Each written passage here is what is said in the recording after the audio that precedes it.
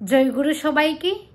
পরম পূজ্যপাদ শ্রী শ্রী আচার্যদেব বললেন, জীবনের অনেকগুলো শর্তের মধ্যে প্রথম শর্তে যদি আমরা তাকে নিয়ে আসতে পারি তবেই তাকে উপলব্ধি করতে পারব।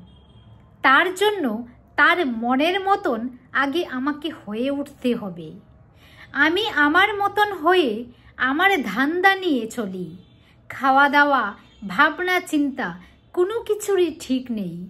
জীবনে চলার ঠিক নেই, বলার ঠিক নেই, ভাবনা চিন্তা ঠিক নেই। অথচ আমি ভাবব যে তুমি আমার কথা শুনবে, তা কোনোদিন সম্ভব নয়। কারণ তিনি এলোমেলো নন, তিনি স্থির। আমি এলোমেলো হয়ে চলব, তিনি আমার কাছে এলোমেলো হয়েই থাকবেন। আগে তুমি স্থির হও, ইষ্টে মগ্ন হও, তাকে বিশ্বাস করতে শেখো।